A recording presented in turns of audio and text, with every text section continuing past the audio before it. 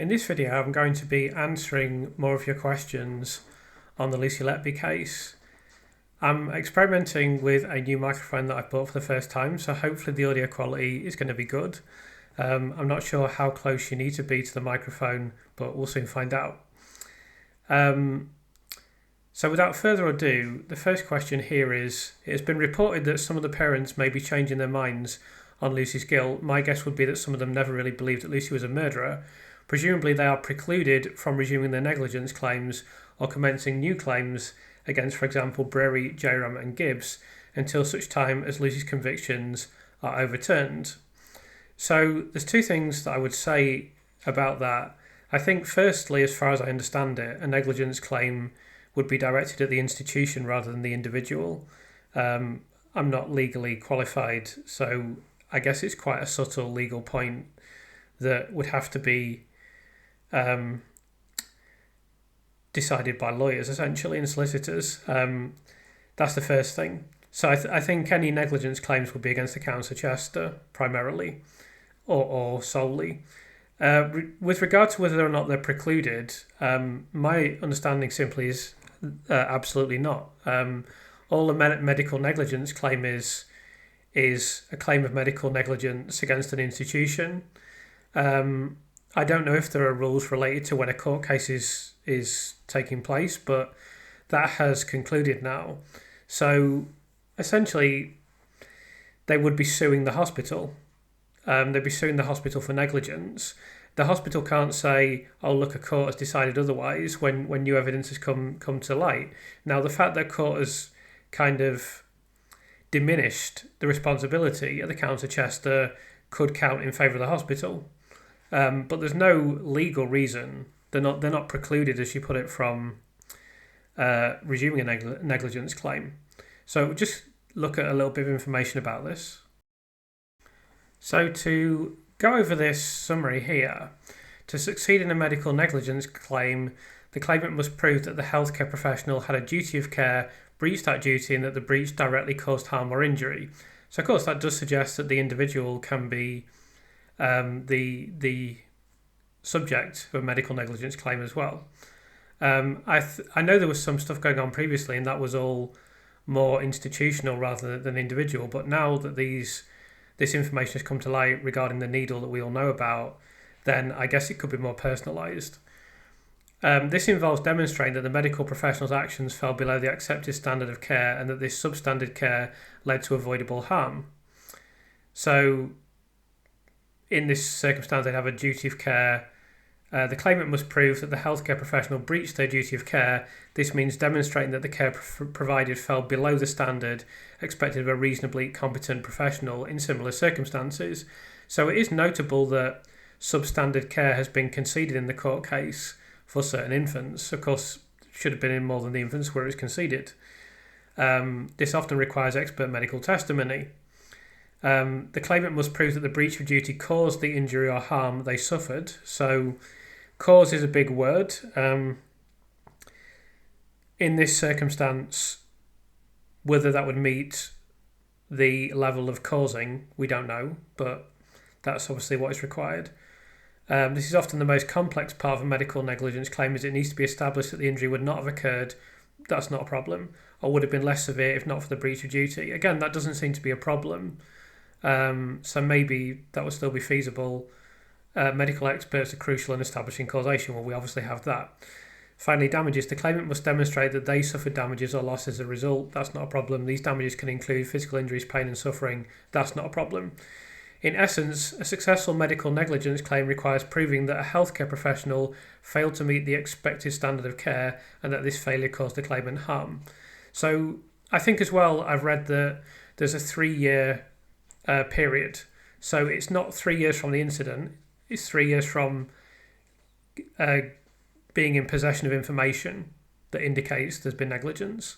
So as far as I can see and as far as I understand it, I can't see any reason why there couldn't be a medical negligence claim against the hospital. I don't think there's any legal reason, and I don't think they could say, well, it's just not convenient at the moment because there's been a court case and it's with it's an appeal, etc., etc. whether or not it's wise from a claimant's perspective and whether or not it's their best strategy, I couldn't really comment. That's one for solicitors and lawyers, but there's nothing to prevent this, nothing precluding it, as the question asked. So the next two questions are very much related, so I'll go through those together. A question I would like to ask is, what do the untouchables, Brearey and Jayaram, have on DI Dumbass? Thank you for your analysis. Could you answer why you think it seems that Dr. Brearey seems to be the catalyst of events at both hospitals, and why do the police seem to have 100% belief in his accusations? So, in terms of Brearey and Jayaram, this whole area is one that I haven't spoken about very much. There are good reasons for that, and I can't go into as much detail as I would like for those reasons. One reason that Dr. Brearey is the catalyst of events in relation to the hospital is that he's the paediatric lead on the unit. So he feels responsible for what occurs at the hospital, essentially, and indeed is primarily responsible, it could be argued.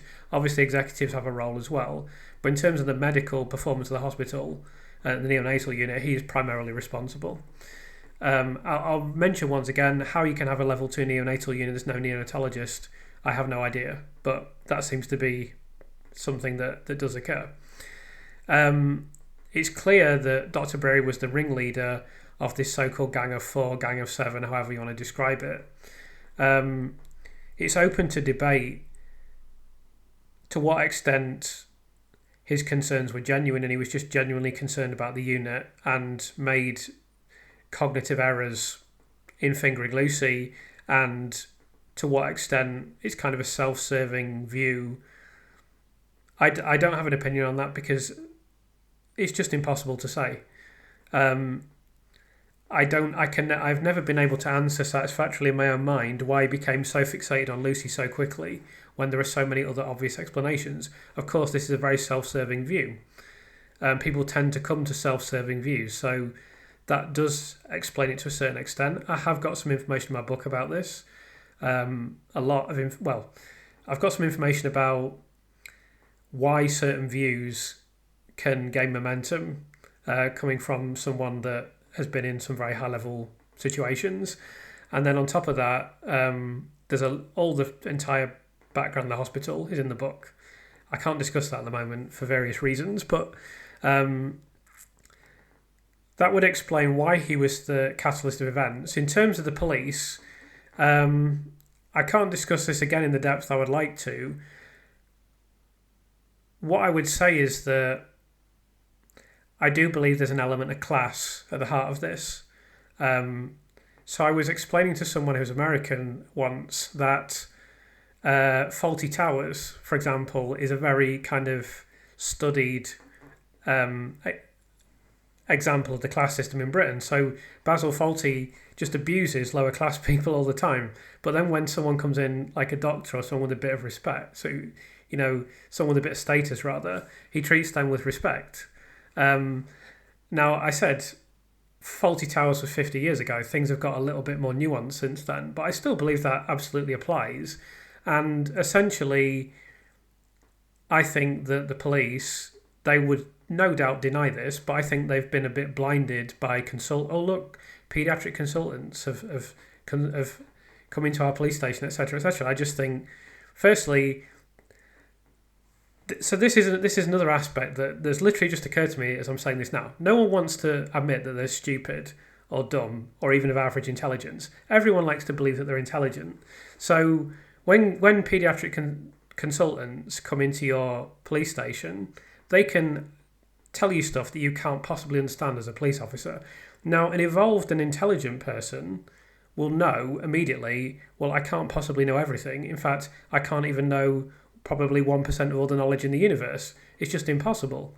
So what I try to do, and I'm not claiming that I'm an intelligent person, that's for other people to assess, but what I try to do is, if someone is speaking and I don't know anything about the subject, I listen. In fact, I listen if I do know something about the subject, because that's, I think, something I've found over the years, having go through many books, is that what intelligent people do and successful people is they listen a lot more than unsuccessful or unintelligent people.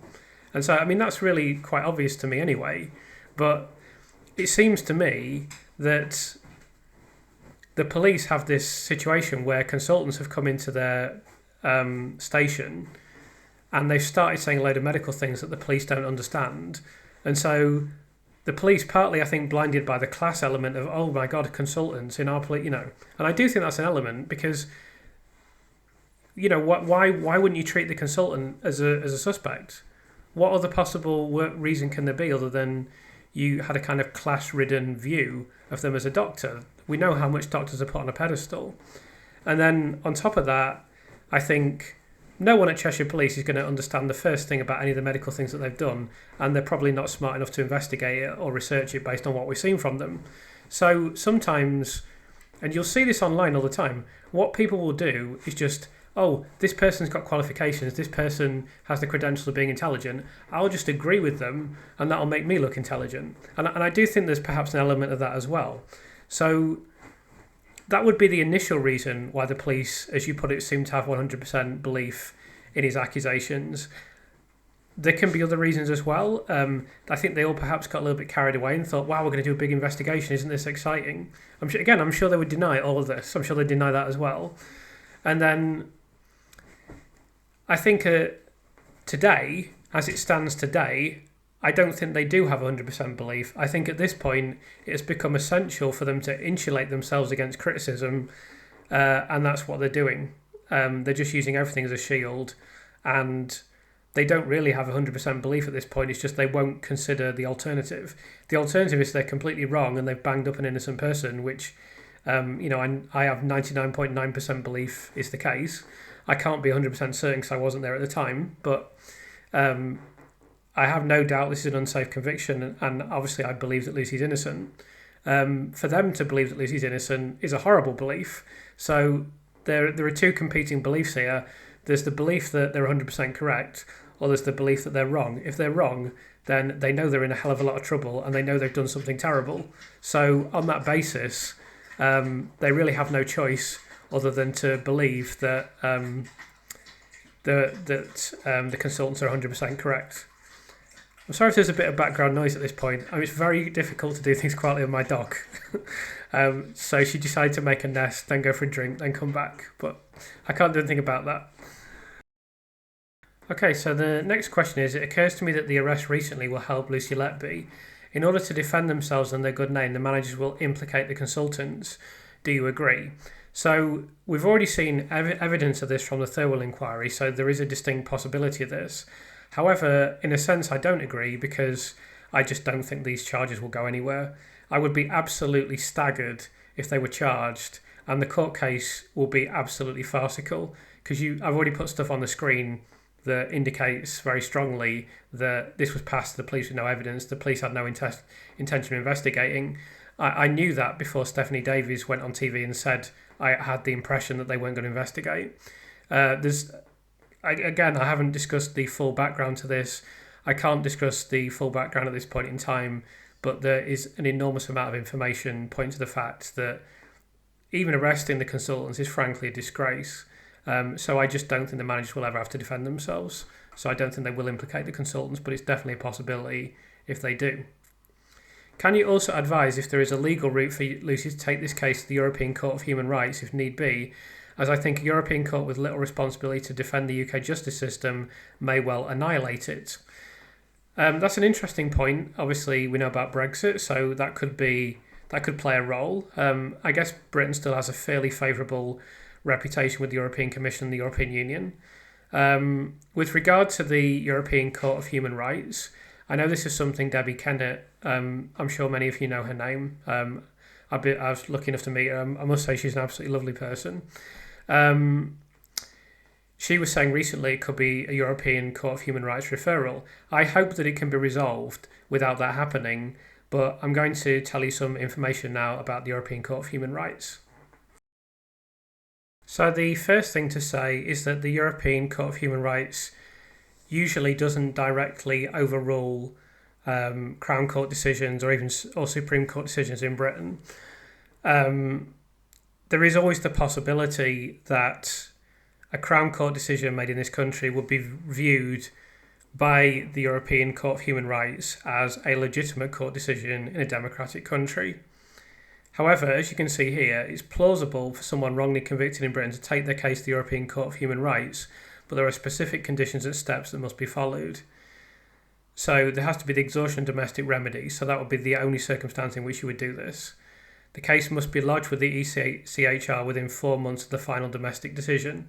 So I would assume that would be the Court of Appeal decision. So I'm assuming this case is going to be referred by the Criminal Cases Review Commission, and then it'll be a matter for the Court of Appeal. So I'm assuming they would then have to go to the ECHR, as the acronym is here, within 4 months, which is feasible, of course. So there's no reason that couldn't happen. Human rights grounds. This is where things get problematical. The complaint must involve a violation of rights protected under the European Convention on Human Rights. For wrongful convictions, this typically involves right to a fair trial, right to liberty and security, prohibition of inhuman or degrading treatment. So these two have got to be wiped out because they don't apply. This is a right to a fair trial. And this would be my concern with going down this route, is that it's very difficult to prove that Lucy Letby didn't have a fair trial legally. Obviously, we know that it wasn't fair, and I'm going to be exposing that more and more as we continue. But the difference between being a fair trial in the eyes of anyone that's got two brain cells to rub together and in the eyes of the law are two different things entirely. So I'm not that confident they would overturn it personally. But let's continue with this discussion here. So it says here, the ECHR does not act as a fourth level of appeal. It won't re-examine facts, but rather reviews whether human rights were violated during the process. Real-world example. In the case of Edwards and Lewis versus the United Kingdom, the ECHR found that the applicants had not received a fair trial due to failures in disclosing undercover operations. So there could possibly be failures in disclosure. That could be one possible route to go down. But it says here, yes, a wrongly convicted person can take the case to the ECHR after exhausting UK legal remedies, provided they can show that their rights under the European Convention on Human Rights were violated, especially the right to a fair trial. The process is complex and long, but it remains an important avenue of last resort. So let me give my honest opinion. I'm not hugely optimistic about this avenue because I think it'd be extremely difficult to prove Lucy didn't have a fair trial, and it's also, as described there, long and complex. I would much rather remedy this through the British courts. That's a problem as well. As you can see, Lucy has a lot of problems here. The legal process is difficult, but I do think that's her best avenue of acquittal. I don't really see the European Court on Human Rights overturning such a high-profile court case, unless there are failures of disclosure. That's her best hope if you go to the European Court of Human Rights, but it could still take years probably. So I know that's not particularly optimistic, but I just think we need to be realistic about the situation. I have a huge concern that the CCRC are not going to shift, because that would be to admit they screwed up, and that would also open the floodgates to other miscarriages of justice claims brought against the entire legal system that is not fit for purpose. So that's the context. I can't disagree with any of that. Here's the question. What do you think could be the outcome of writing directly to Dame Vera Baird with report analysis of the judges summing up Dewi Evans' witness testimony and the failure of Ben Myers to rigorously interrogate Evans, due in no small part to his servile attitude to that narcissistic Welsh windbag? So I definitely think the concerns you've raised are an issue. What I will say immediately is I'm very certain the CCRC will refer this case to the Court of Appeal. It just needs to be done as quickly as possible. I think the challenge will be with the Court of Appeal, which has a terrible record of refusing the appeals of innocent people, and they've also done numerous times their favourite trick of saying, well, you just could have said this at the time. What we need to do is make this so big and make it clear as well that it's not just about Lucy. Obviously that's something that we all care about and that is very important and very serious, but it's also about patient safety within the healthcare system. This is something that Felina Dimitrova, the neonatologist, has raised very explicitly, that one of her major concerns about this is patient care, patient safety. Essentially, if this is not overturned, it gives a carte blanche opportunity for any hospital unit experiencing problems to just blame it on a nurse and hand wave all the issues on the unit, which will then never be investigated. And the Thirlwall inquiry, as I pointed out in the video I made some time ago, is going to enable this by saying, right, you need to report things to the police as soon as possible. Well, we've seen the standard of both intellect and investigation at Cheshire Police. I see no reason to believe that other police forces are necessarily going to be better. I'm sure some of them are better. It's possible, this is a horrible thought, but it's possible that some of them are worse. So that's all very worrying, and that's something that needs to be communicated to the Court of Appeal. I'm not concerned about the CCRC because I think they'll refer it, but I think you're right to be concerned that the Court of Appeal won't shift because of the concerns about the criminal justice system and concerns about other miscarriages of justice claims. So we must put enormous pressure on them, as I've discussed in previous videos, and that is not one of the primary reasons. It is the primary reason why I've written my book, and now I'm doing this channel. What is your opinion on the possibility that the Court of Appeal can potentially reject all the submissions by Lucy's defence, claiming that this could have been raised at the time of the original trial? So I should have put those two questions together. I just answered that question. It is a possibility. It's a very real concern. I think the only thing... Let me make this crystal clear. If this was a quiet appeal done in the background, Lucy Letby's not coming out of prison for a very long time, if ever. That's why Mark MacDonald has taken the approach that he has, and that's why we need to help and make as much public pressure as possible. And with that public pressure, we can help create the climate and create the conditions in which the Court of Appeal feels they must do something. Otherwise, they'll definitely reject the appeal. If it was just, oh yeah, let's, you know what people have been saying, oh, this is so undignified, why don't they just keep quiet and just leave it to the legal system? If you do that, 100% of an appeal will be rejected. So that's my opinion on that. I feel that I've just fallen down a new rabbit hole. 1. First, the police don't feel the case needs investigating, stated at the manager's meeting. 2. A non-medical, non-legal coroner's officer piques their interest, so they say. 3. They use an expert witness who is not a neonatologist and has been retired for some time to suggest the causes of death for a number of the babies who had died in a spike at the Council of Chester. 4. They ignore the most up-to-date expert evidence, giving the causes of death as natural and or poor medical care. A much stronger contingency of experts than they used at the time of the trial. 5. Then they appear to be reconsidering the role of the managers in position at the time, intimating they may have been negligent in post. 6. They do not appear to have a systematic approach or a coherent strategy, and they use poor quality evidence to bring about a prosecution with only circumstantial evidence and much media hype. 7. Is someone or some group dictating their next move, or is this the only standard of investigation available in the UK? The police, CPS and judiciary failed to adequately prevent a crime. It was a soap opera. Present a crime, rather. It was a soap opera. How can the bereaved parents ever feel at peace? So to answer the seventh part of that, firstly, that is the standard of investigation available in the UK.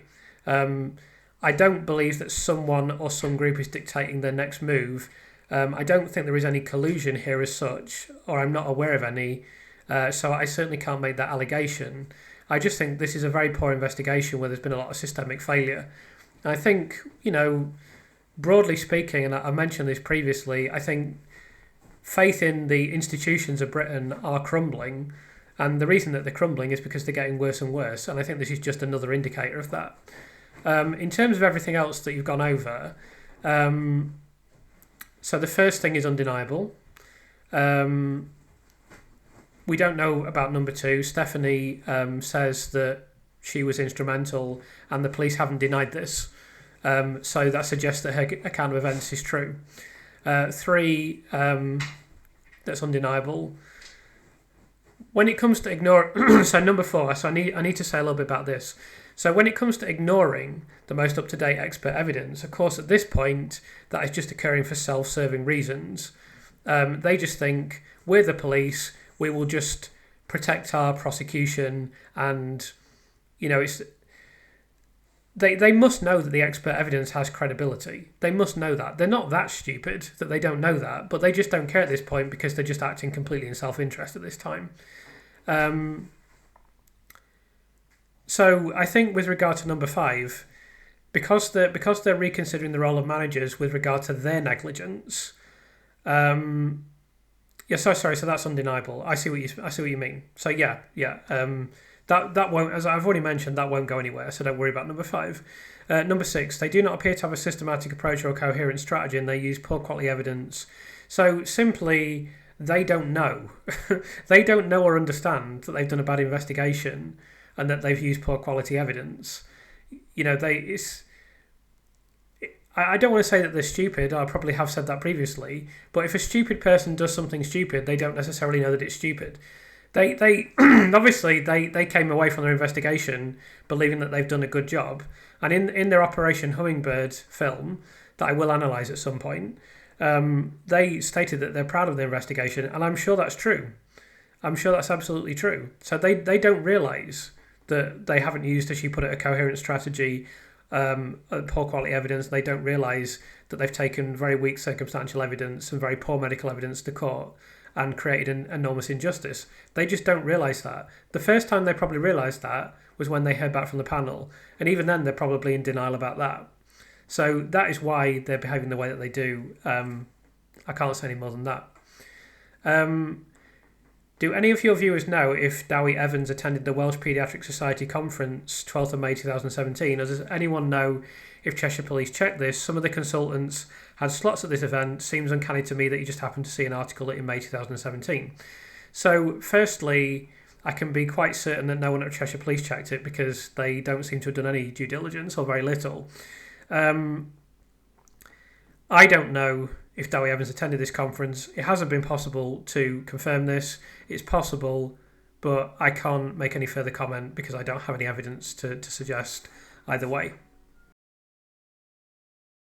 Can anyone tell me whether individual officers at Cheshire Constabulary or the force as a whole might later be liable to be prosecuted for the serious crime of misconduct in public office if it can be shown that they arrested people purely as part of a PR stunt intended to divert scrutiny from their previous massive failings in the investigations of Lucy, and indeed for those original failings as well. Now, there's no doubt that the police should face consequences for their abysmal investigation and some of the conduct surrounding this case, but I'm just going to show you a couple of things. I'm just going to tab across to these things rather than dwelling on this for too long. So, first we've got an article here from 2021.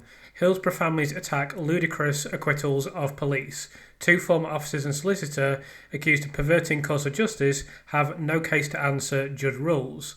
Bereaved Hillsborough disaster families have condemned the ludicrous decision to acquit 2 former South Yorkshire police officers and the force's former solicitor on charges of perverting the cause of justice, bringing to a close their 32-year fight for justice.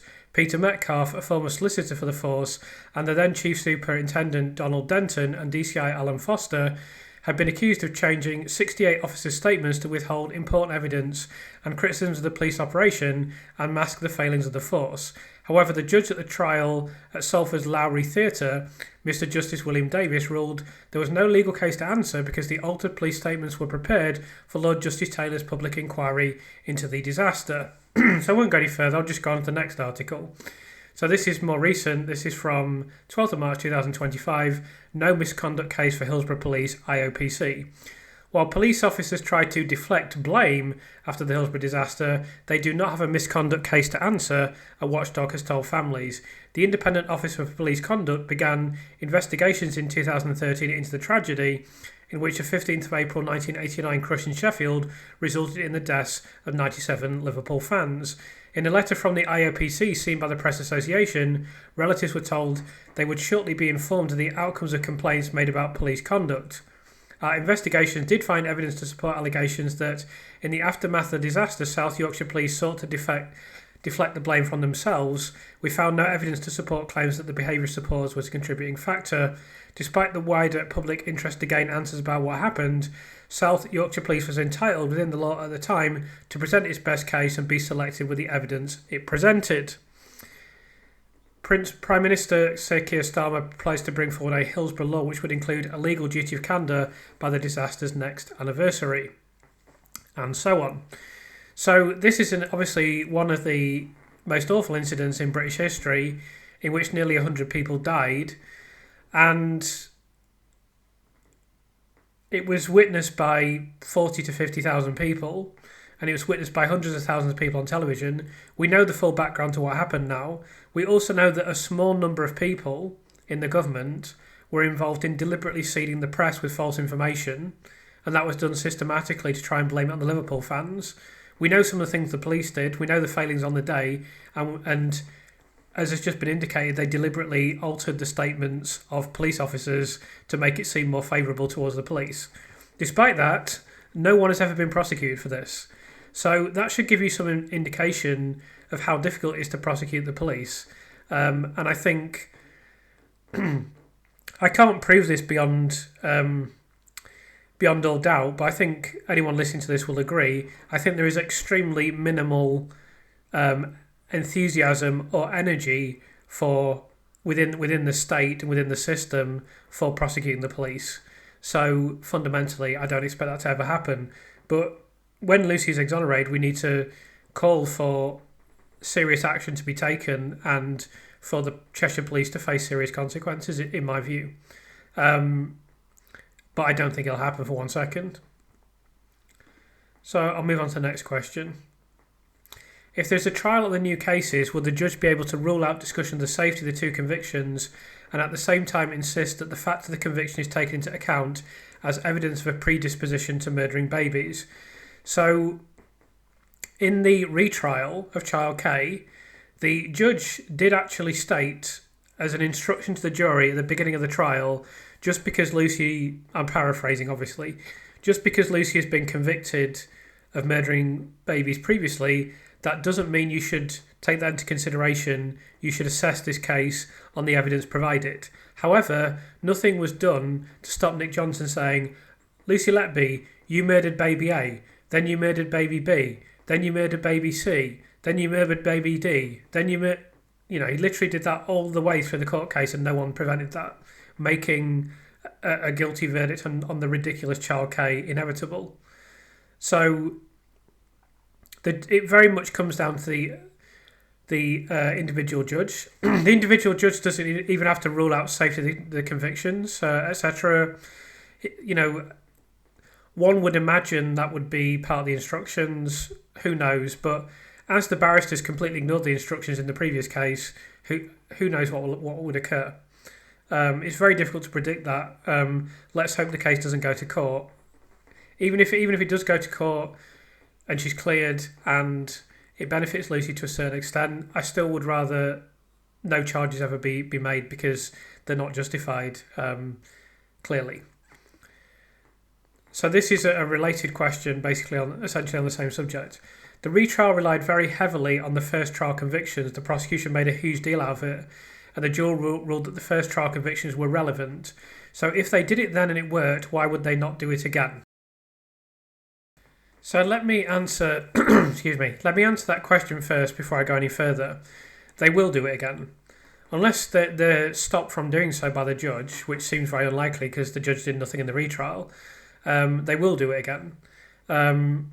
What I would say is the climate now is very different, and also Mark McDonnell can constantly remind the jury these experts say that there were no murders on the unit, and of course there's going to be a lot more medical evidence in the court case. So that would obviously create a more favourable climate for Lucy, but the reality is they will do it again. By the judge ruling the way he did, i.e. the relevance of the first trial's verdict, it sets a precedent that can be referred to for any future trials against nurse Lucy Letby. There's a lot of assumptions that the police and CPS are stupid, or at least this move is a stupid one, but they must have strategies in place. I think this will both protect their original convictions and stifle any appeal from happening. So, this is a very fair point. What I would say was in response to that, firstly, is that the police can just use this to shield themselves against having to answer any questions and say there's an ongoing investigation, we're still looking at charges, the CPS can look at it for a very long time. I'm sure they've got strategies in place, but I think the police are just simply trying to buttress their convictions. I don't think it's necessarily a stupid move. I think it's a desperate one, I would describe it as. It's certainly very risky because this time round they'll get an absolute hammering in court. There's no doubt whatsoever. If they've got any prosecution witnesses at all, and it's probably going to be people from the hospitals, I doubt they've got an expert witness, they're going to get an absolute hammering.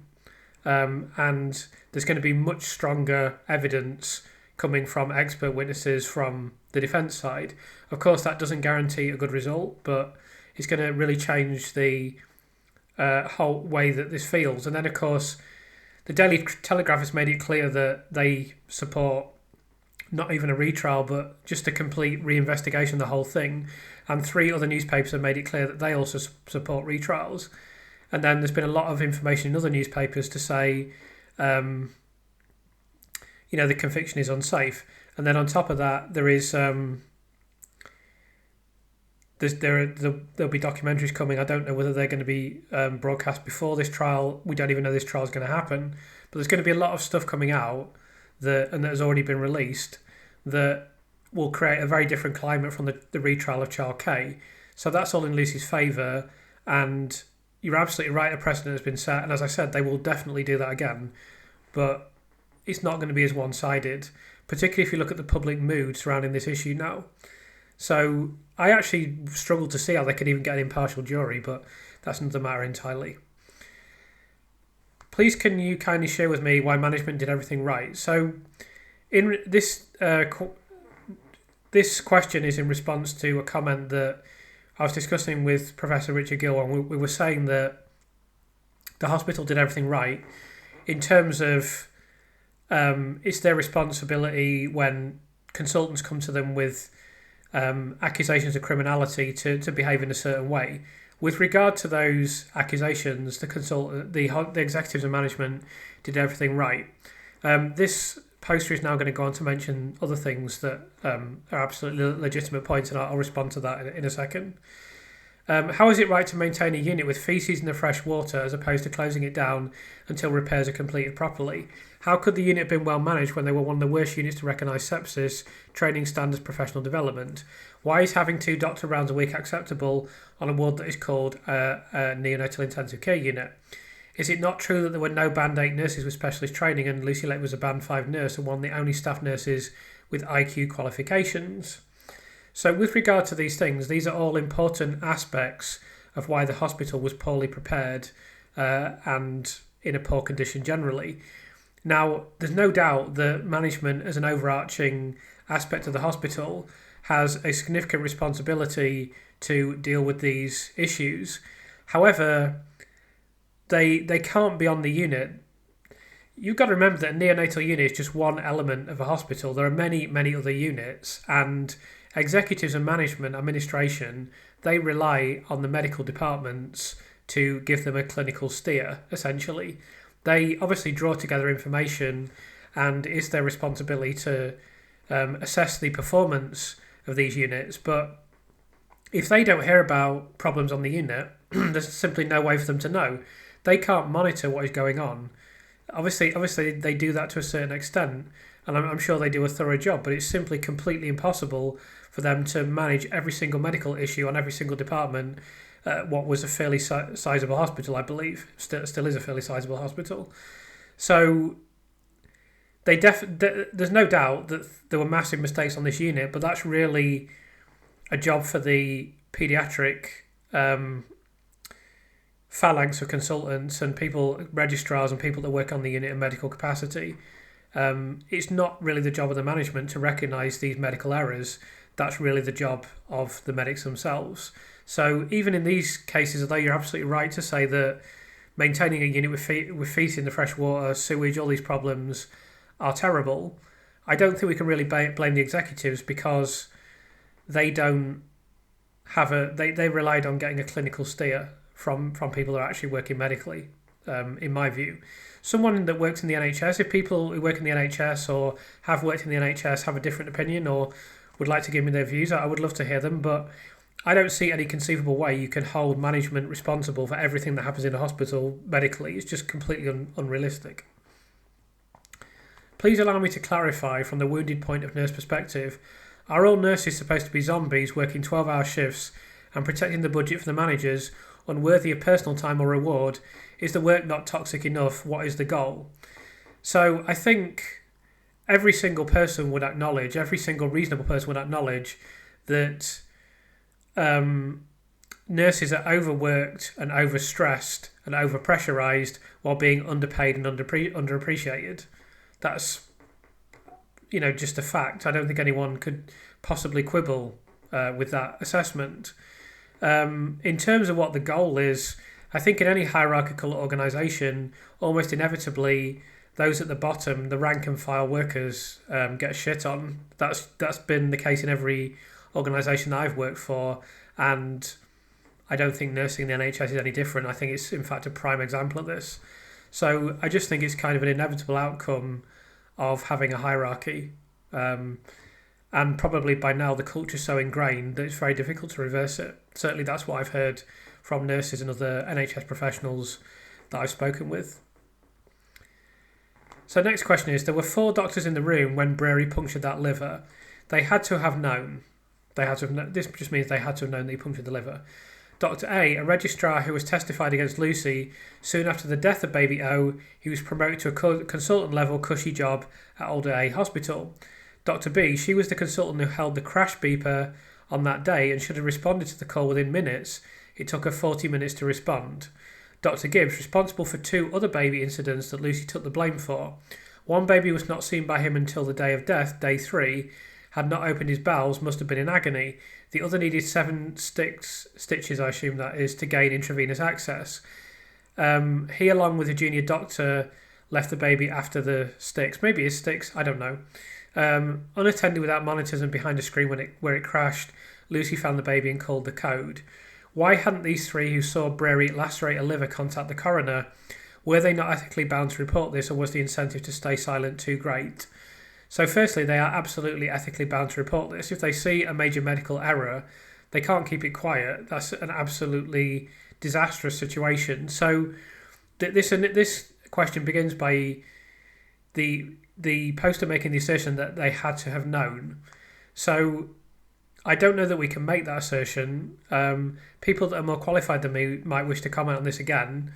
I would like to think that they don't know, because if they do know and they didn't say anything, then this is a massive ethical negligence issue immediately. There can never be an incentive that is too great to stay silent under these circumstances. It's simply the same as Dr. Jayaram.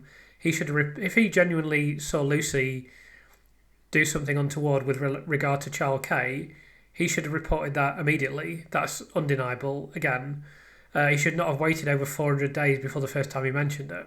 There's no circumstance in which that's acceptable.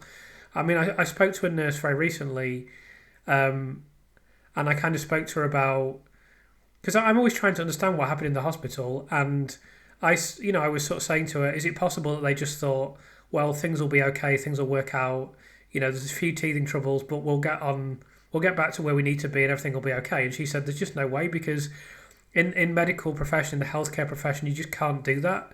You just have to be, diligent about absolutely everything, and you can't just brush things on the carpet and hope things will turn out okay, particularly in the neonatal unit. So there's no such scenario in which staying silent is feasible. If they had done that, then it's just an absolute medical disaster and, frankly, a disgrace. So I will assume that they didn't see anything and they don't know about it. Do you think that this case will have serious consequences for the nursing profession in terms of recruitment and retention? Yes, I do. I think anyone would be crazy to enter the nursing profession. I'm sure many people in the nursing profession, particularly those that are dealing with unwell patients, are very concerned. I know one nurse personally who was going to be a neonatal nurse and had a placement and decided, I can't do this because of Lucy, it's too dangerous. So that should answer your question immediately. Is Lucy Letby allowed to communicate with the outside world? Theoretically, yes, but as she's a Category A prisoner, there seem to be significant problems with getting written communication to her, so we can never know what has got to her and what hasn't got to her. It seems to have improved slightly, but certainly there has been a veil drawn around her, and her ability to communicate with the outside world has been significantly diminished from what it should have been. She should be allowed to receive communication. There are regulations around that, which is absolutely right. We have to remember that many people in prison are guilty and have done horrendous things. But she should still be allowed to communicate with the outside world, even though there are rightly restrictions. I think the restrictions in her case, from what I've heard and what I've experienced, are too great. But she is certainly allowed to communicate with the outside world. So then there's a follow-up question. I would have thought that she would have had an interest in writing out explicitly what she thinks really happened, or is this inadvisable from a legal point of view? So firstly, it may very well be inadvisable from a legal point of view. Secondly, in terms of her being able to write out explicitly what she thinks really happened, there'll be massive restrictions on what she can do. It's very difficult to publish anything if you're a Category A prisoner. One instance I can think of in which this occurred was the Unabomber. So that's a very interesting case of a gentleman, I think his name's Theodore Kaczynski, who was a very gifted mathematician who went to Harvard University, and he just went to live in the wilderness in total seclusion from humanity, because he thought that was a natural state for people to live in. And he had many interesting views, and generally I think he'd be a really fascinating character. He still is a fascinating character. Obviously the downside is that he did blow several people up and maim several people, which, is pretty horrendous, obviously. But anyway, in his case, he'd already killed several people. He'd already maimed quite a few people. People relate to the technology industry generally. I think he attacked a newspaper editor or something as well. And at some point, he wrote a letter to the Washington Post saying, "I've written a manifesto essentially, and I want that to be published. If it's published, I'll stop bombing people." And they agreed to publish it. Unfortunately for him, his brother recognised his handwriting and his style of writing, and he went to prison shortly after that. But that you can still buy that on Amazon. That has been published and that is available. That is a rare circumstance in which there is published writing from a prisoner who's killed people. Under normal circumstances, it's not admissible or let alone advisable. So I just don't think that's an avenue that's open to her. There may be legal reasons why Mark McDonnell can't. I mean, he said as little as possible about Lucy, you might notice. He has said that she feels a little bit of hope about the current situation, which is good. But even her state of mind and her character, her being, well, not so much a character, but her mental state, he has not really spoken about. And I would assume that there are legal reasons for that. Is Lucy Letby under medical care, and is she being medicated for depression and stress? I would imagine that she may be taking both antidepressants and maybe even benzodiazepines to manage her stress, which might maybe help explain her alleged coldness or emotional flatness in court. So I'm sure that partly her medication is to blame for her flatness in court. I'm sure that played a role. I personally think her emotional and mental state was more significant, because she must have been completely broken and despondent by this point. Now, you want to come out fighting in court, but it's very difficult for her to get on the front foot because she can come across aggressive. You're in a very difficult situation when you're accused of murder. So I think medication can explain some of the observed characteristics that she had, but I don't think she was cold. I think she was absolutely traumatized. And I think that is the primary reason. Although, obviously, if you're medicated, you can be subdued as well, and that can be a contributing factor.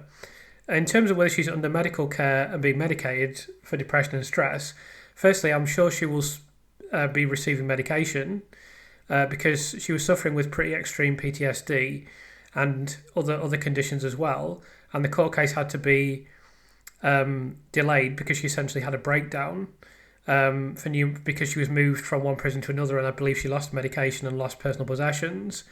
In terms of whether she's under medical care, she absolutely will be. For starters, she'll be on suicide watch. She's probably still on suicide watch now. She definitely will have been when she first went to prison. I'm sure she receives medical care and psychological assistance, psychological assessment, consolidation, etc. I'm not an expert on the prison system, but that's a certainty. What I will say is I read the article recently that I think was in the Daily Mirror. It was in one of the tabloids, and a lot of people felt annoyed by that article, and I can understand that. And it was a pretty cruddy article, but I felt fairly reassured by that because it just indicated that she's getting on with it. She's a strong person. You've got to be a strong person to be a neonatal nurse. It's very tough. You're dealing with a lot of stressful situations, a lot of harrowing situations. Obviously, infants are going to die on neonatal units regularly. So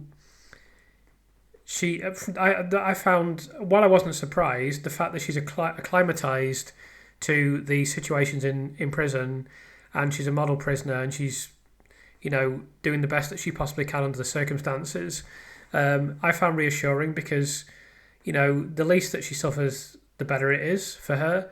The more she's going to be able to contribute to her own defence, the more she's going to be in a positive frame of mind and the better it is for her long-term well-being. So I'm sure that she will still be being medicated. It would be a big surprise to me if she's come off medication, and she'll definitely be receiving medical care.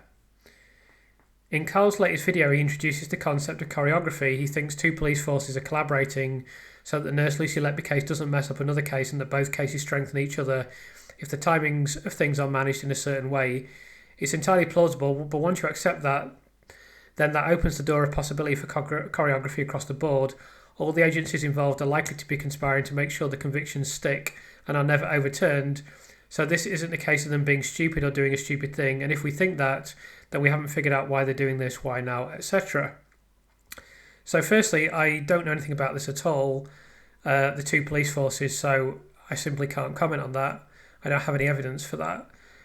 In terms of whether there's choreography or collusion between agencies, obviously there is reason to suspect that this happens in various circumstances. As I, again, don't have any evidence for this at all, I can't make any comments regarding purposeful or conscious collusion or choreography as it's described in this way. I just don't have any evidence to support that.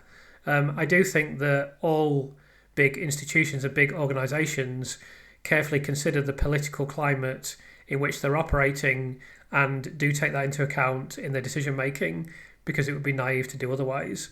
Again, I don't actually have any evidence for that. I just know how these things work. I've spoken to people in various positions, and it would very much surprise me if that wasn't the case. But I can't comment on the kind of primary suggestions here. I just don't have any evidence to support it. I can't rule it out either.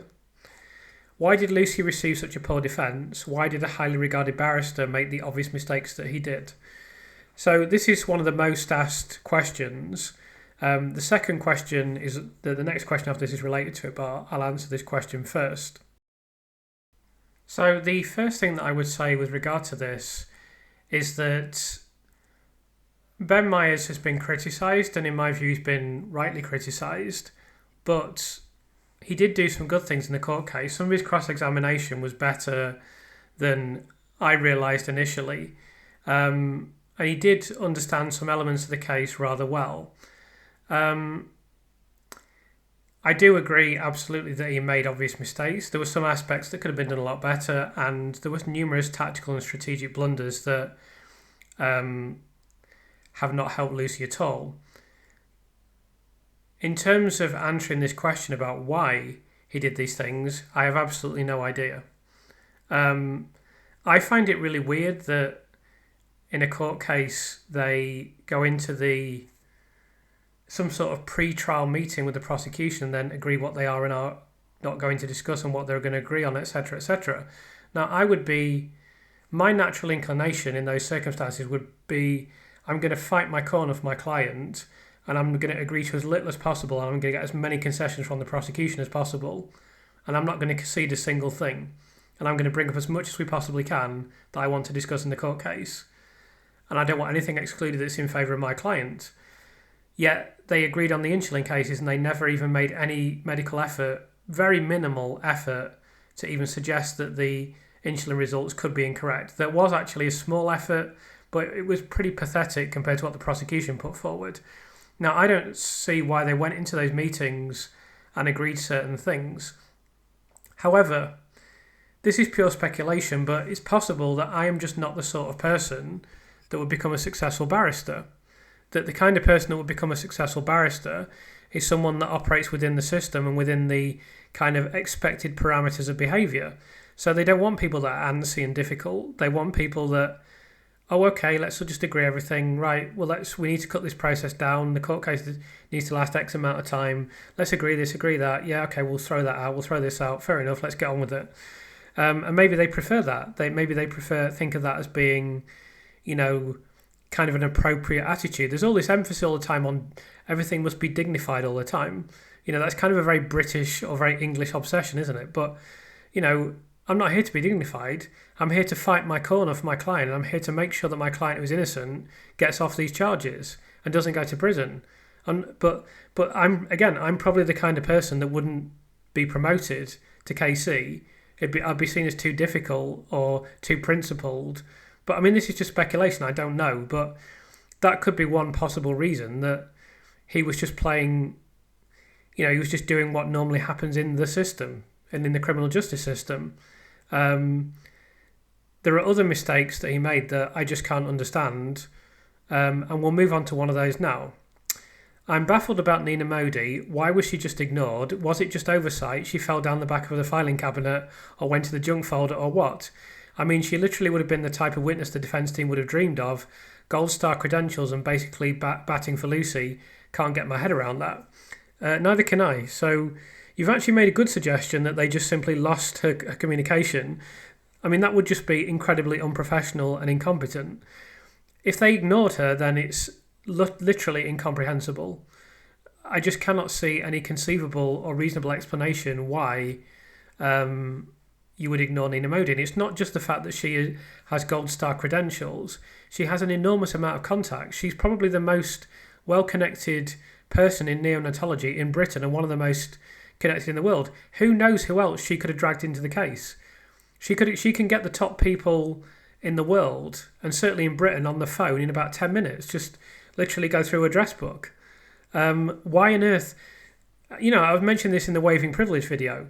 I'm damn sure Lucy would have wanted her in the court case. Like, if I was in prison and someone said, oh, by the way, the top neonatologist in the country has contacted us and said that she has a lot of concerns about the prosecution evidence.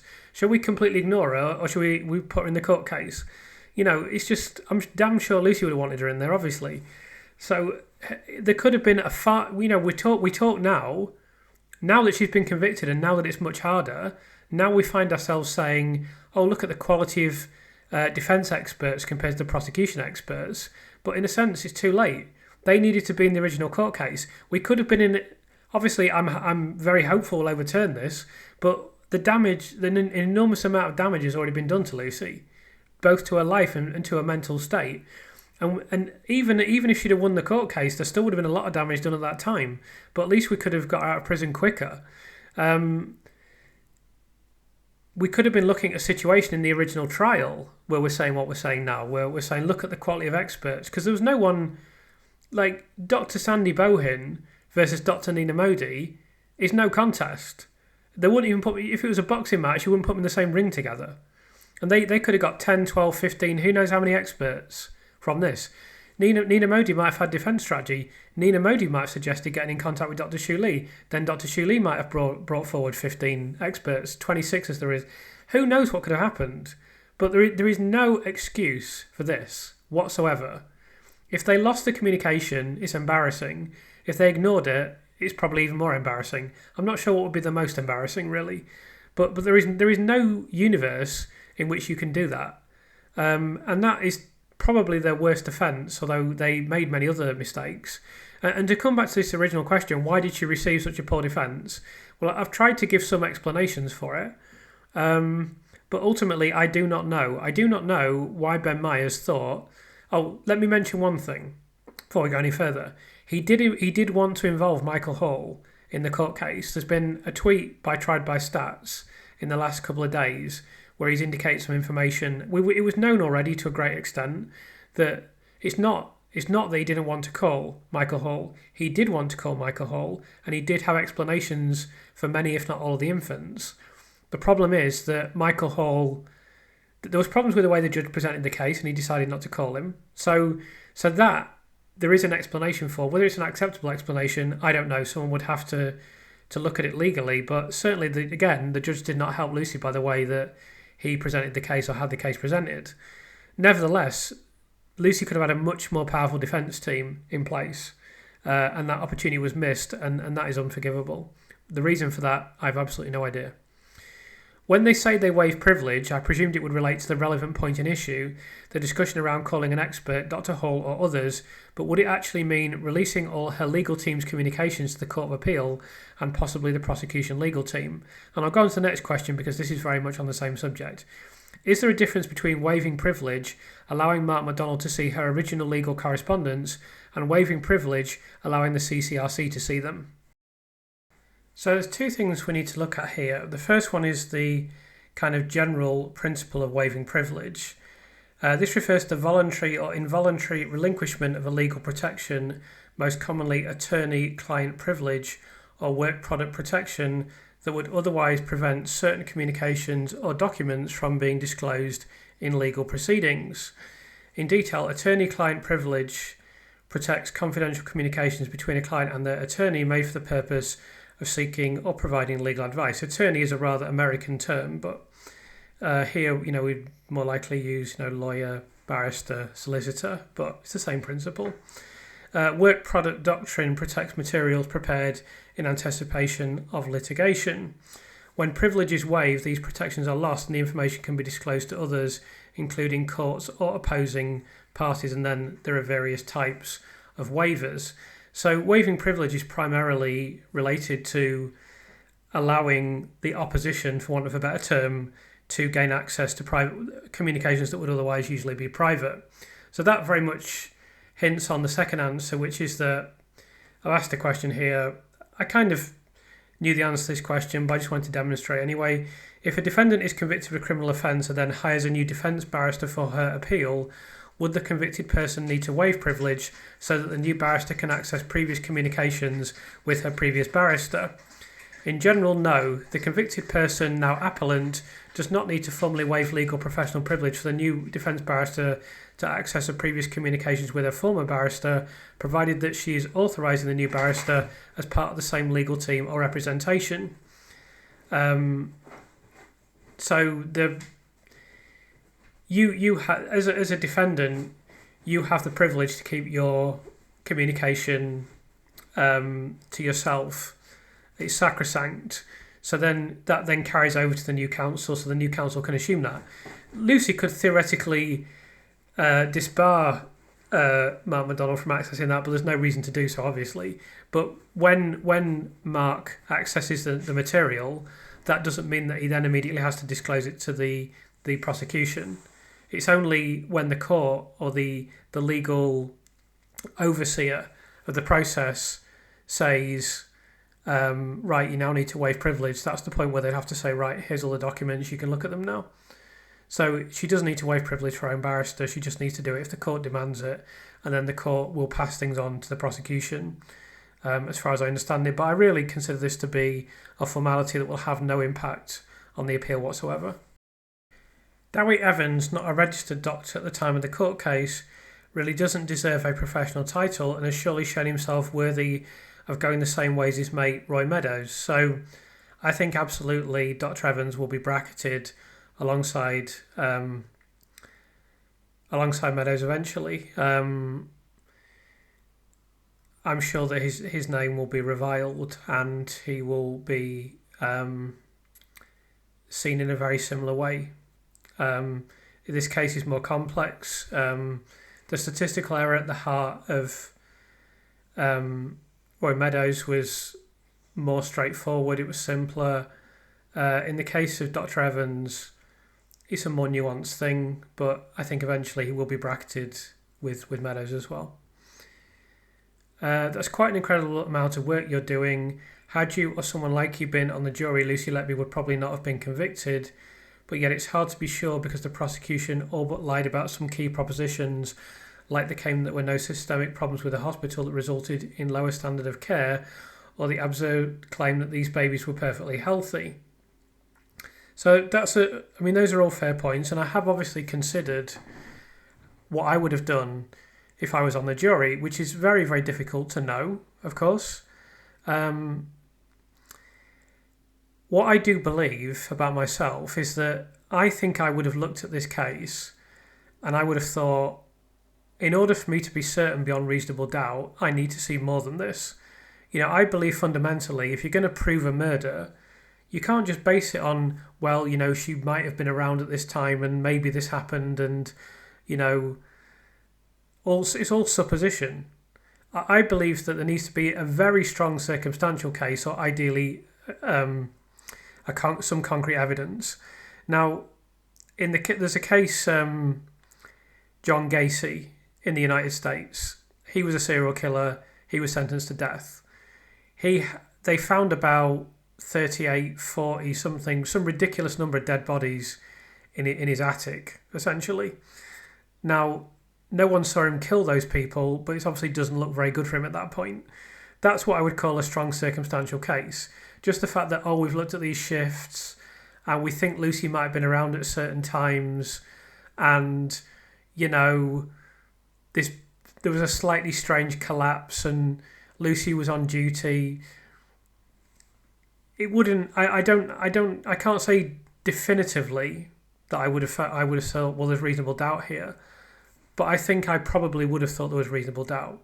And certainly we know someone in the jury consistently voted against the majority. Not on every single case, but on the vast majority of cases.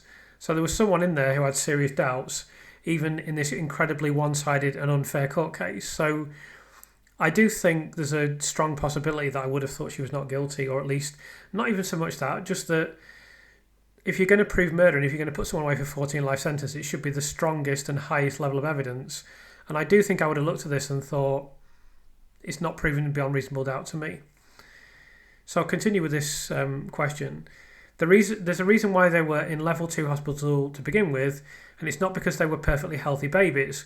Was the jury completely unaware of the background problems? Did the defence make the jury aware of these problems beyond putting the plumber on the witness stand? So certainly there were certain things ruled out of the court case as being of no contextual relevance by the judge. I believe that was included in the Royal College of Paediatrics and Child Health report. The jury didn't see Michael Hall's reports, which is extraordinary. But in terms of the hospital, I'm not sure if it was part of the agreed evidence that we're not going to look at that too much. We're just going to look at whether or not these infants suffered from inexplicable medical problems and whether they were caused by Lucy Letby. I will say that poor care was acknowledged in some cases, but when you look at what was acknowledged in court, it was nowhere near the level of what we know now. And I must say, with regards to the second question, the defence didn't do a particularly good job when putting the plumber on the witness stand because they didn't do the strong follow-up required to demonstrate why this is important. Of course, they were hamstrung by not having any defence witnesses, but if they'd have got hold of Neena Modi, they could have put her on the stand and she could have told them all the problems with having sewage, all the problems with sepsis that were evident, everything that we know about now.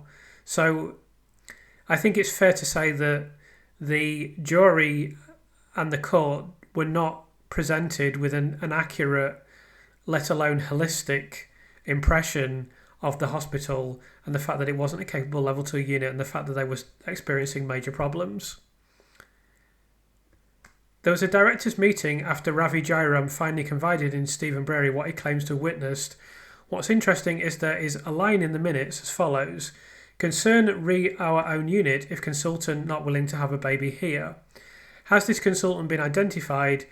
Has it been explained why this consultant chose not to have a baby at the Council Chester Hospital?" So this is a very good point, a very interesting thing. This is in a document to the Thirlwall inquiry. I won't put this on the screen right now because this particular document is written in handwriting, and to be honest, it's no clearer. Well, it's less clear than what is on the screen. But yeah, I've seen this document and I'm aware of this statement.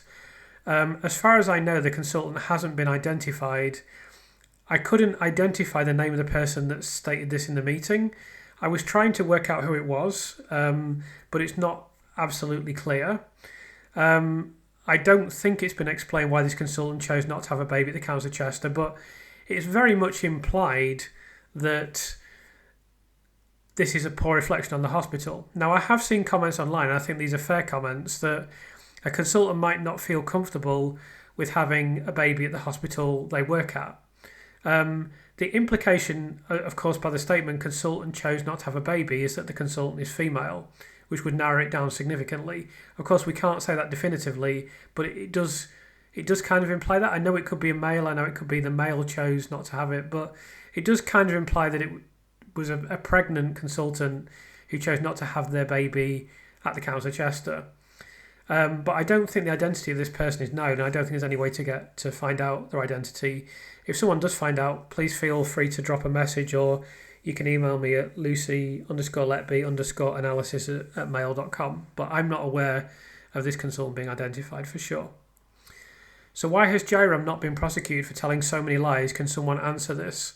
I can't comment about that at this time because of the perjury. referral of Sir David Davis to Cheshire Police. Everything involves Evans. Could he be prosecuted for giving misleading evidence under oath? So this would be another perjury prosecution and accusation.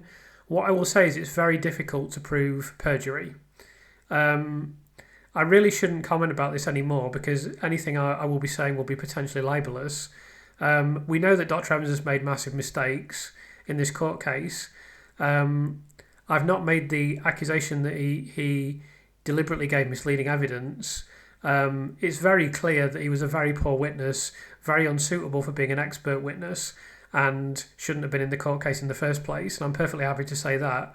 In terms of whether he could be prosecuted for giving misleading evidence, typically the bar for perjury, which is what this would be, is extremely high. So I wouldn't think that is likely, and I wouldn't wish to make those allegations myself at this point in time, because I don't know that he deliberately gave misleading evidence. He may have genuinely believed everything that he said.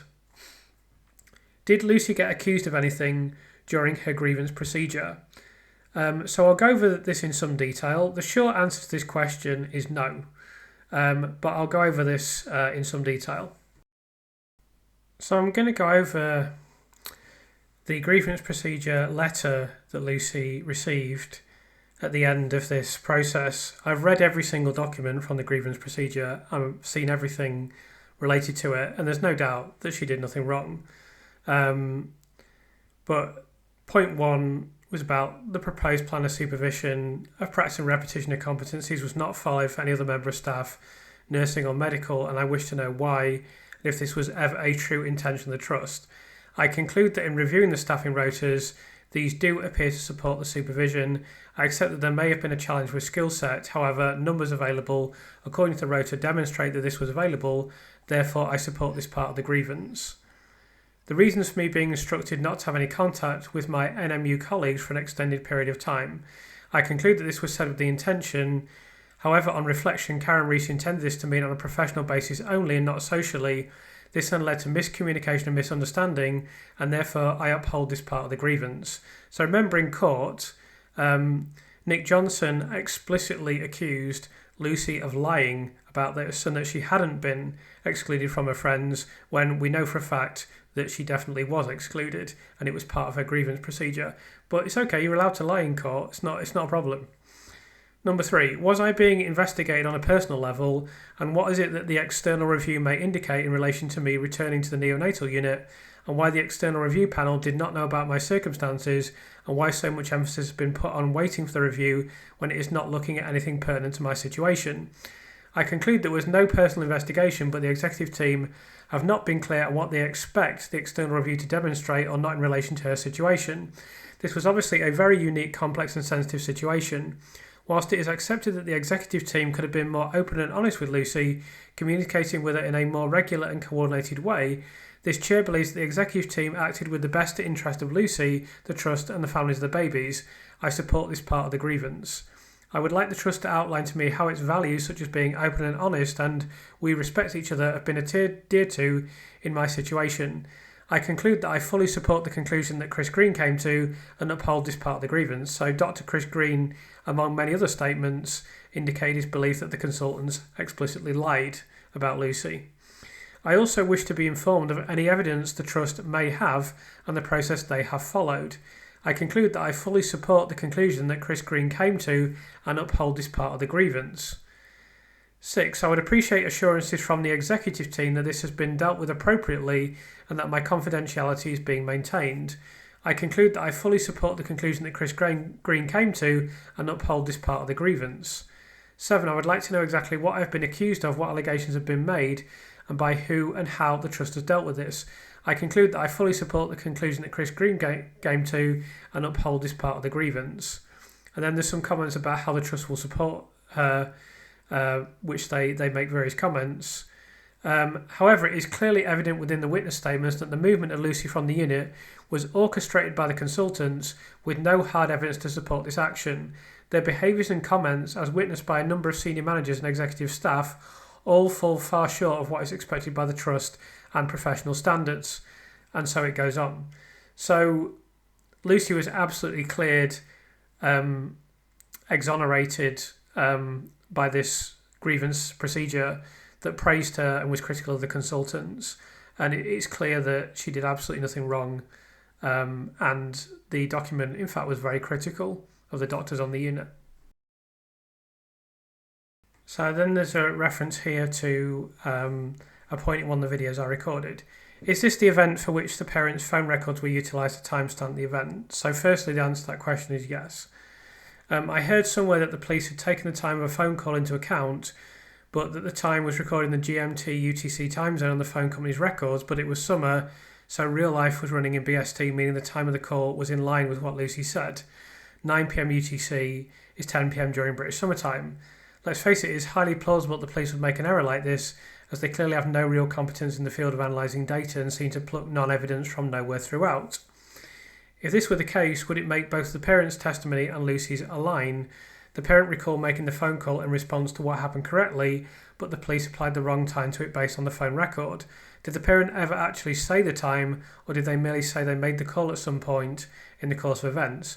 I think it's much more likely that the parent would recall why they made the call and the content of it than the time, for all the reasons you said. They are in a very traumatic situation which would be memorable, but the specifics of timing are very unlikely to be noticed or recalled. So firstly, yes, this is the case where phone records were used, and yes, the argument about the time stamping and British summertime is legitimate. The important thing to note about this case is the prosecution case makes absolutely no sense.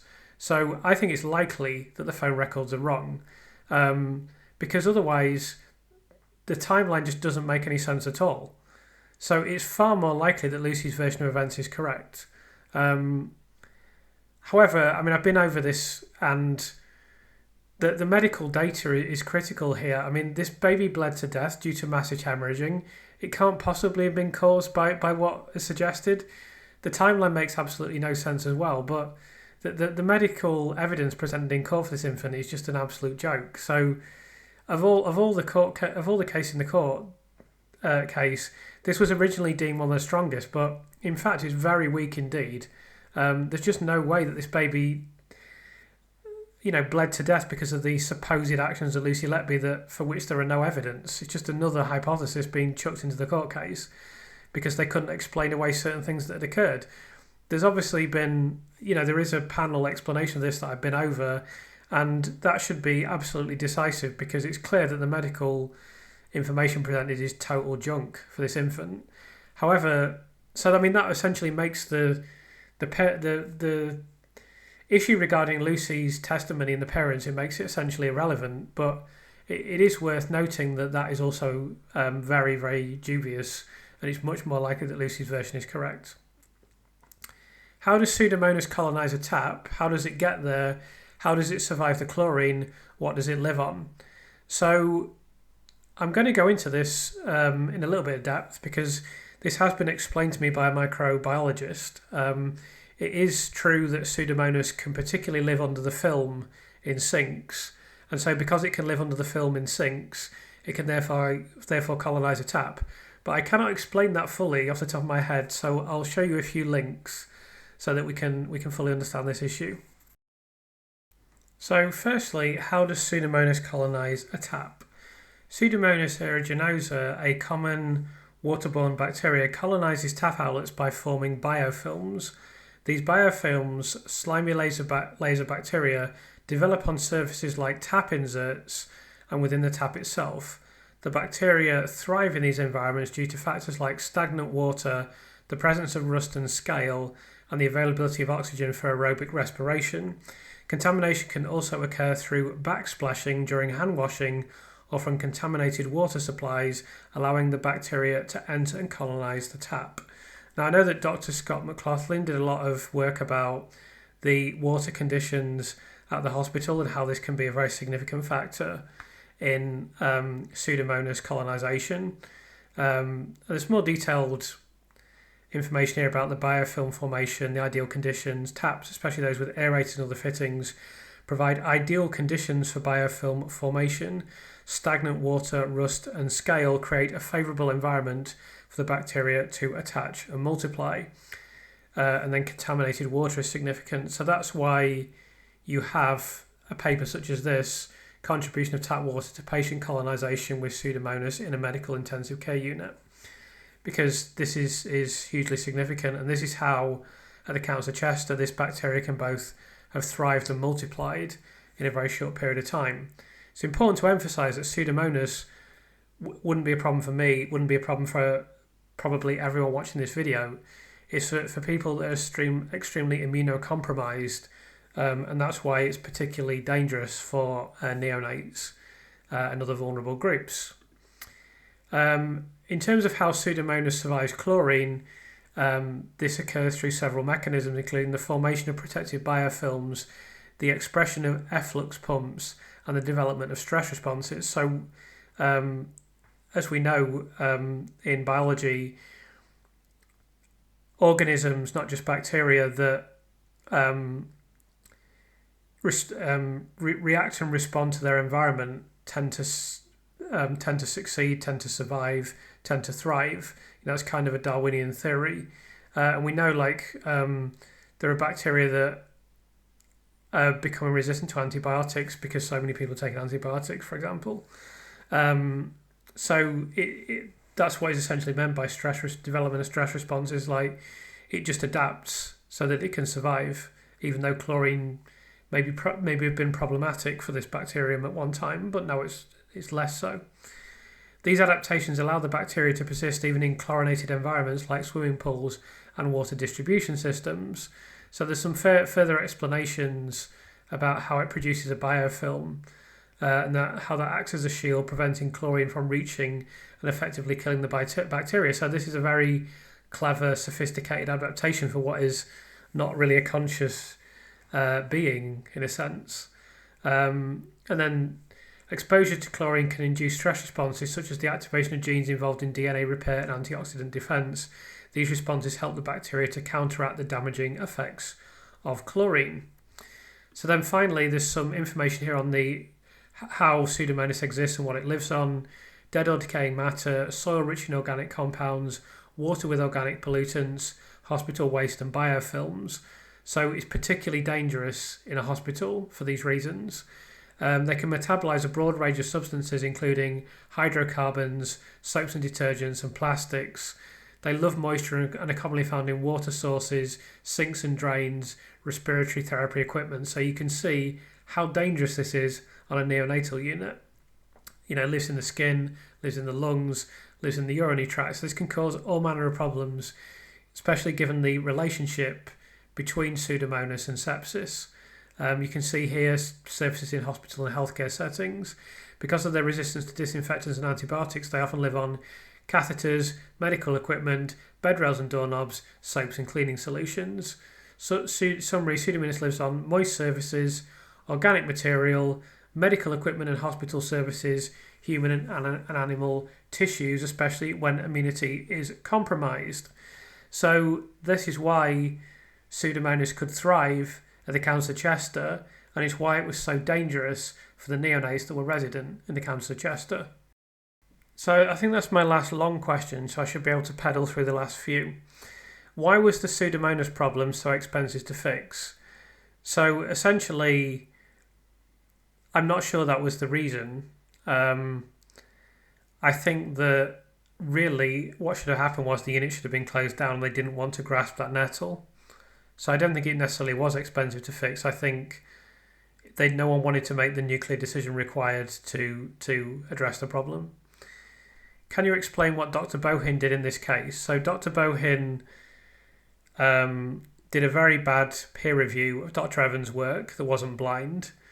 And Dr. Bohin was also interviewed, and she basically agreed with everything that he said. And then she was interviewed in court. Her cross-examination was similarly train wreck-like to that of Dr. Evans. She was a little bit less definitive, perhaps, a little bit less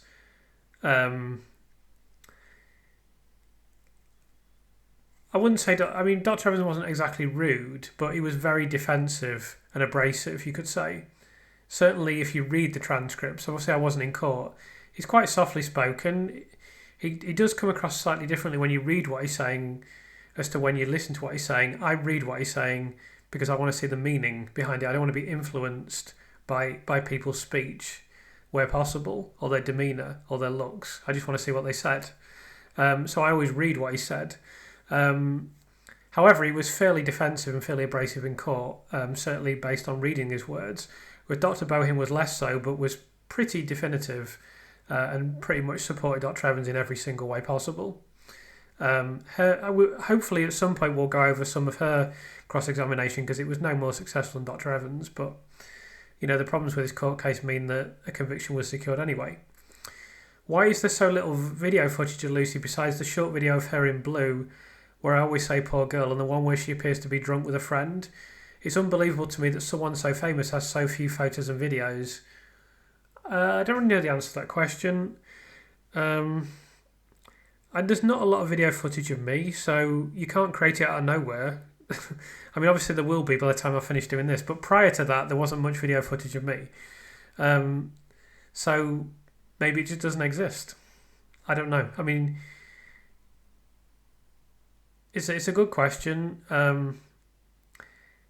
It's possible that it just doesn't exist. Somewhere online there is Lucy's Instagram, which I happened across, and she doesn't appear in that at all. Her hand is in it a couple of times. It's just a cat's. So that's how I know that the picture that I've used, that's quite a famous picture of her with the white cats, people tend to believe those are her cats, but it's actually not, because her cats, Tigger and Smudge, are grey-haired, and those white cats she must have been looking after for a friend or something. So she doesn't have many pictures of herself, it would appear, and maybe she's a little bit shy, maybe she's a little bit introverted, maybe she doesn't like her picture being out there. Unfortunately, it's out there quite a lot now. This is the last question. I just want to answer this because a few people have mentioned similar things to me. So, Chris, you're producing these videos at a phenomenal rate. Do hope you get to take a summer break. You definitely deserve it after all this great work. So that's very kind of you. So I won't be taking a break, or I don't have any immediate intention of taking a break. I'm going to have a break over Christmas. I'm going away to stay in a cottage in the Yorkshire Dales over Christmas. So I'll be having a break then. It's possible that I will have a break, but the videos will keep coming, because what I would like to do at some point is record enough that I can just publish them and take a little bit of a break from work. But I just haven't been able to do that because I'm doing so many different things, still doing things with my book. I've got many people contacting me now through various means. I'm liaising with people all the time. Lots of stuff's going on. So I'm not going to be taking a break for a foreseeable future. I just want to reassure people that I'm absolutely fine. I do make sure that I get some balance in my life. I do look after my health. I actually had a doctor's checkup quite recently, and they said all your vital signs are perfect. You couldn't be in better condition. So that's all good. So there's really nothing to worry about. I'm very determined to help with this case. I'm very passionate about it. So there'll be no break in the videos. In fact, I think I can permanently make a video every 2 days, and that's my aim from now on. I think I'm capable of doing that. So I really want to thank people for the support, which has been enormous over recent videos, and there won't be a break in the... People don't seem to be... think one every 2 days is too many. That seems to be like the sweet spot. So I'll keep doing that as long as people want them, and I'm really, really grateful for the support. So I will re-record the bit relate to Stephanie Davies' comments that went wrong, and include that in a future video, because this video is 1.5 hours long, and that's long enough. I'm glad that I got to your questions now. I intended to do this maybe once a month, but if I wait another few weeks, potentially this video could have been 3 hours long, or I wouldn't have answered the questions. So I've answered all the questions I've found that I thought would be interesting for people to see the responses, and that were meaty enough to kind of address. So hopefully now we'll be able to wait a month or so until the next one. But if you do have any questions and that you'd wish to address to me, then always put them in the comments, and I can always put them in one of these videos if I think they're going to provide an interesting enough answer.